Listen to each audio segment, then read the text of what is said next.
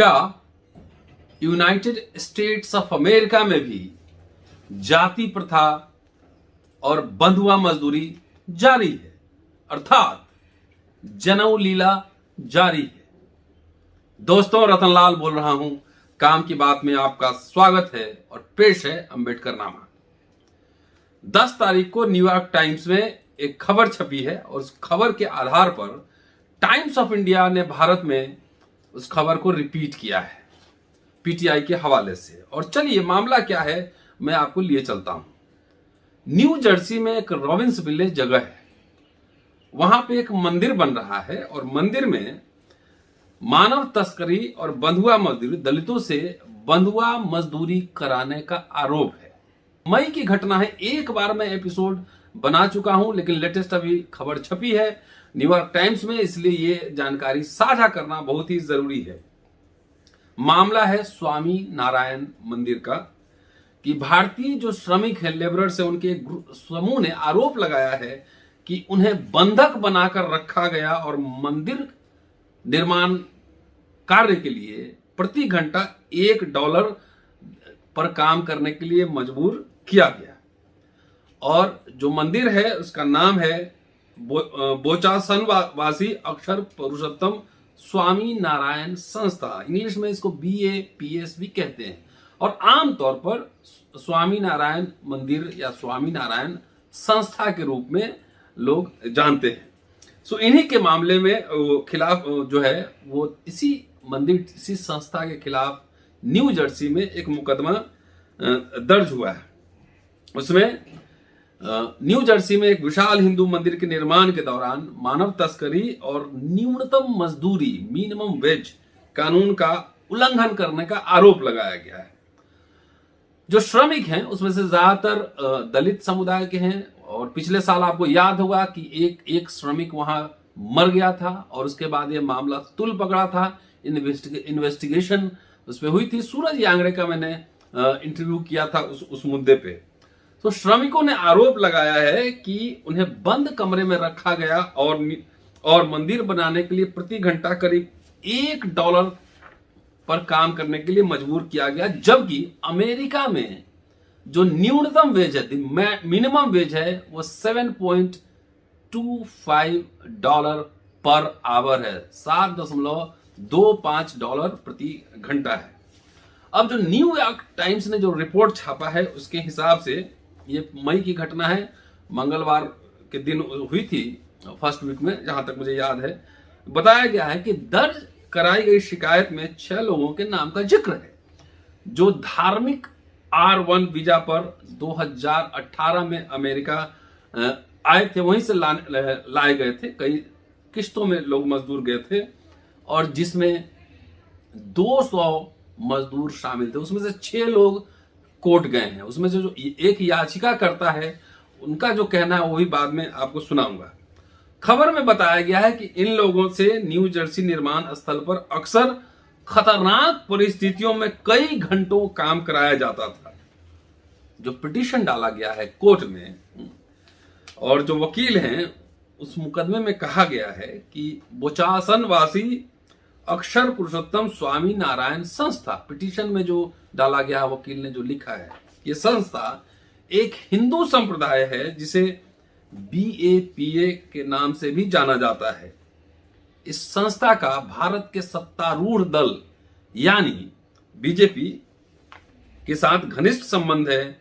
इसने दुनिया भर में मंदिरों का निर्माण किया है और संभवतः वर्षों की निर्माण परियोजनाओं के दौरान सैकड़ों निम्न जाति के लोगों का शोषण किया है। दुनिया भर में स्वामी नारायण संस्था है, वहां मंदिर बनते हैं और वर्कर्स ज्यादातर उसमें शेड्यूल कास्ट, शेड्यूल ट्राइब या बैकवर्ड क्लास के लोग होते हैं। ये पिटीशन में कहा गया है कि दुनिया भर में बनाया जा रहा है और इसमें शोषण हुआ है दलितों का। मुकदमे में कहा गया है कि लोग जो श्रमिक थे उनके पासपोर्ट को जब्त कर लिए गए थे, कड़ी सुरक्षा में रखा जाता था बंधुआ मजदूर की तरह, जहां उन्हें जो आगंतुक होते थे, जो आते थे लोग, उनसे या जो रिलीजियस वॉलंटियर्स होते थे उनसे मिलने की अनुमति नहीं थी, किसी से मिल नहीं सकते थे। इसके अनुसार उन्हें खाने में आलू और दाल दिया जाता था, और छोटी सी गलती के लिए भी, जैसे अगर बगैर हेलमेट पहने काम पर दिख गए तो उनका वेतन काट लिया जाता था। शिकायत के मुताबिक उन्हें धार्मिक वीजा पर यानी R1 वीजा पर अमेरिका लाया जाता था। अभी R1 वीजा क्या है ये समझ लीजिए। R1 वीजा एक टेम्पररी है ना, अस्थायी वीजा होता है जिसका इस्तेमाल धर्म गुरुओं और मिशनरियों जैसे धार्मिक कार्यकर्ताओं के लिए होता है। तो R1 पे जो ये मजदूर गए थे, कौन से मिशनरी थे या कौन से धार्मिक कार्य थे, ये भी एक मामला बनता है। शिकायत में कहा गया है कि श्रमिकों को अक्सर अंग्रेजी में कई दस्तावेज डॉक्यूमेंट्स साइन करवाए जाते थे, और अमेरिकी दूतावास जो वहां कर्मचारी होते थे उनको यह बताने के निर्देश दिए जाते थे, श्रमिकों को यह निर्देश दिए जाते थे कि अगर पूछे तो वे कहें कि वे पेंटर हैं या स्कल्पटर हैं, नक्काशी करने वाले लोग हैं या चित्रकार हैं। इन जो मजदूरों के वकील ने कहा है कि उनसे साइट पर दिन में लगभग 13 घंटे काम कराया जाता था, मिलता था $13, और 13 को अगर 7 से मल्टीप्लाई कर देंगे तो कितना होगा, अब जोड़ लीजिए, मुझे गणित ज्यादा ठीक नहीं ना फाइनेंस, और उतना पैसा उनका मार दिया जाता था। $6.25 पर आवर उनका मार दिया जाता था, नहीं दिया जाता था।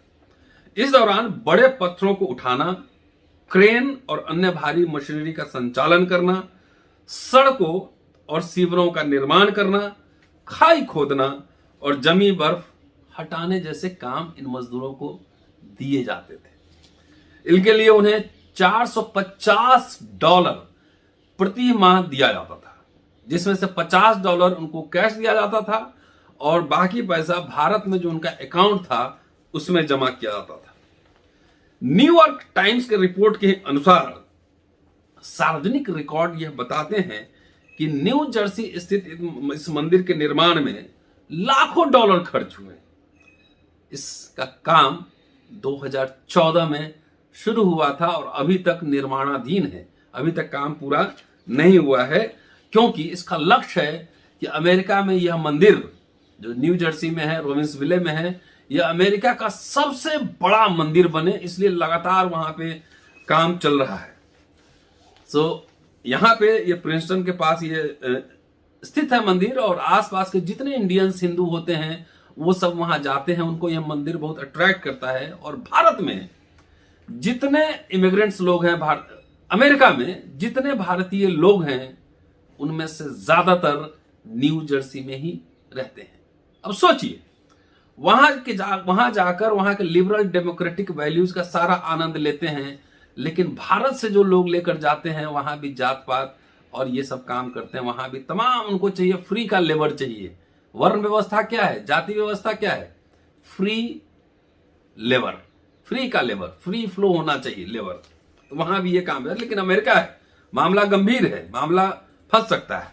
चलिए आगे कहते हैं। रिपोर्ट के अनुसार स्वामीनारायण संस्था का भारत के प्रधानमंत्री और उनकी पार्टी भाजपा के साथ मजबूत संबंध है। इस संस्था के जो संस्थापक हैं उनका नाम है, प्रमुख जो है, जो अमेरिका में इस संस्था को जिन्होंने पॉपुलैरिटी दिलाई, उनका नाम है स्वामी महाराज नरेंद्र मोदी। इनका देहांत जो है 2016 में हो गया था, और नरेंद्र मोदी ने यह कहा था कि महाराज गुरु जी के साथ उनके घनिष्ठ संबंध हैं।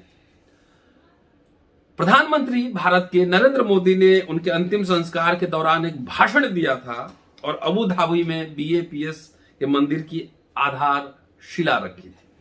संगठन ने भी मोदी को चुनावी वादों में से एक, राम मंदिर, अयोध्या में राम मंदिर के निर्माण के लिए आर्थिक सहायता देने का वादा किया था। समझ लीजिए कहां से कैसे कैसे पैसे आते जाते हैं।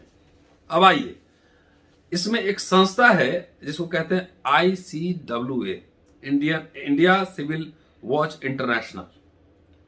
इस संस्था ने कहा है कि 11 मई को 2021 को FBI, जो फेडरल एजेंसी है वहां की, FBI की छापेमारी में तकरीबन 200 भारतीय श्रमिक को न्यू जर्सी के रोविंसविले में स्वामी नारायण मंदिर से बचाया गया, रेस्क्यू किया गया, जिनमें से अधिकतर दलित, बहुजन और आदिवासी हैं।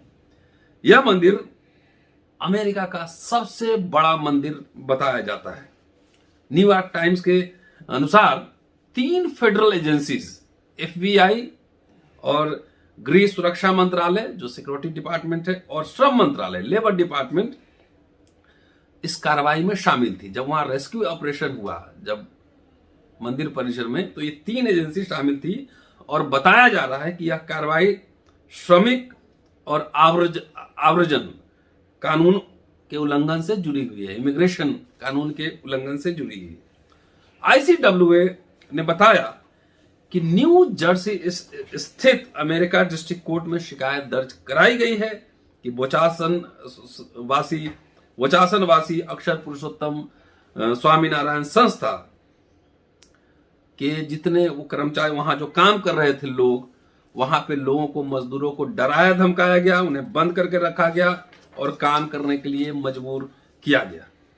शिकायत में जो मेन जो लगा है आरोप, शिकायत में जो आरोप लगाए गए हैं, बंधुआ मजदूरी के लिए तस्करी, श्रमिकों के दस्तावेज अपने पास रखना, षड्यंत्र रचने, कॉन्स्पिरेसी करने और विदेशी श्रम अनुबंधों में धोखाधड़ी करने के इरादे से जो आव्रजन दस्तावेजों को जब्त करने, पासपोर्ट वगैरह को जब्त करने तथा न्यूनतम वेतन का भुगतान नहीं करना है, ये सारे आरोप हैं।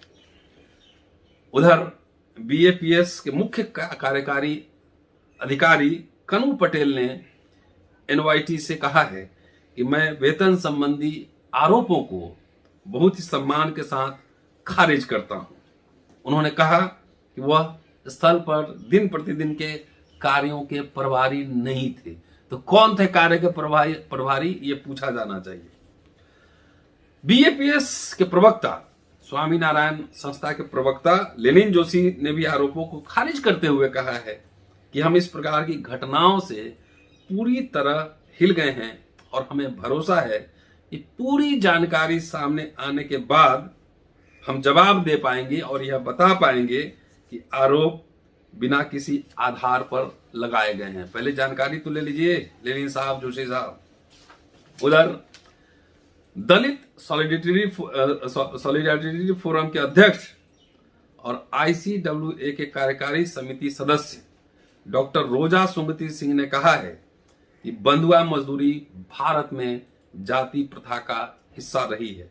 यह मामला दर्शाता है कि बंधुआ मजदूरी अब अमेरिका में भी पहुंच गई है, जिसका शिकार दलित, बहुजन, आदिवासी हुए हैं, ये सभी हुए हैं। अब आइए बताता हूं कि पहली बार अमेरिका में नहीं है कि स्वामी नारायण संस्था विवाद में है, ये टेम्पल परिषद विवाद में है। 2017 में भी एक घटना घटी थी।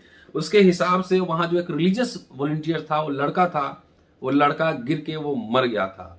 उसके परिवार वालों ने कोर्ट में शिकायत की थी, लेकिन एक समझौता उन लोगों के बीच में हो गया और क्या कहा जाता है कि अनडिस्क्लोज्ड अमाउंट, कितने पैसों का समझौता हुआ ये पता नहीं है, लेकिन बच्चा वहां गिर के मरा था। 2017 की बात है। इधर हाल ही में new Jersey state department of labour and work force development जो डिपार्टमेंट है, इसने ऑर्डर दिया है कि निर्माण कार्य को बंद कर दिया जाए।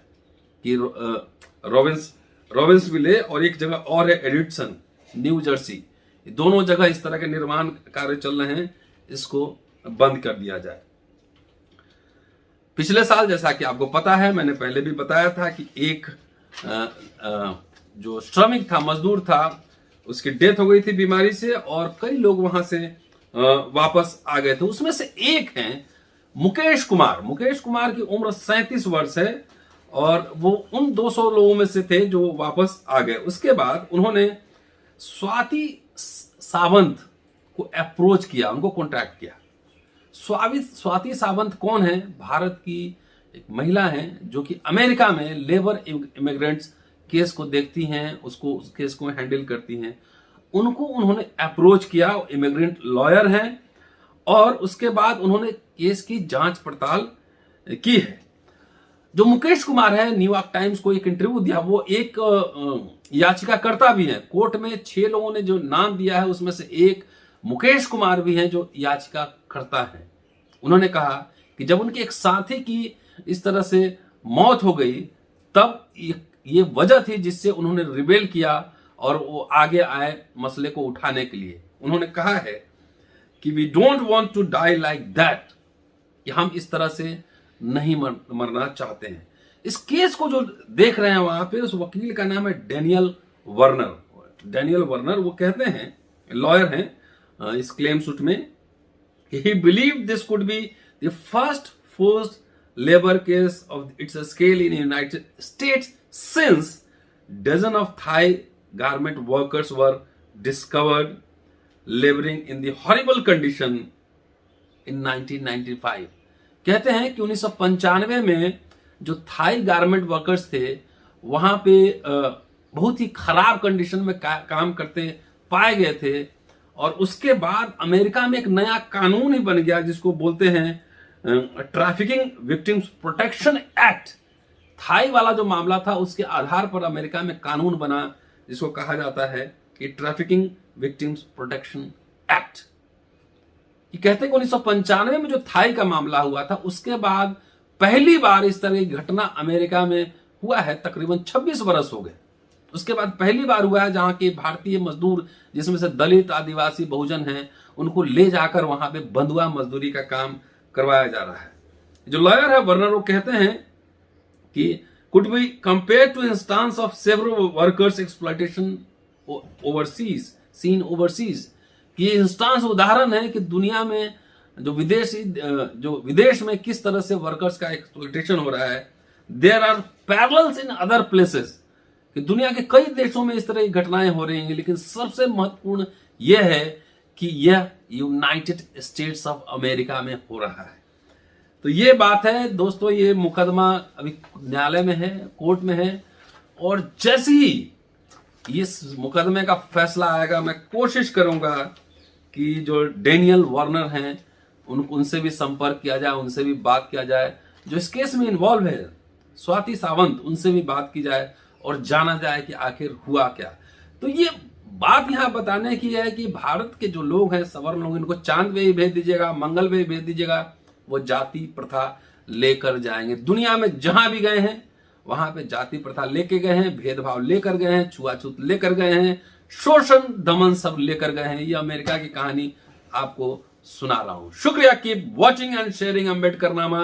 ज्यादा से ज्यादा देखिए और घर घर पहुंचाइए, क्योंकि अम्बेडकरनामा कथा कहानी नहीं है, प्रमाणिक स्रोतों पर आधारित है।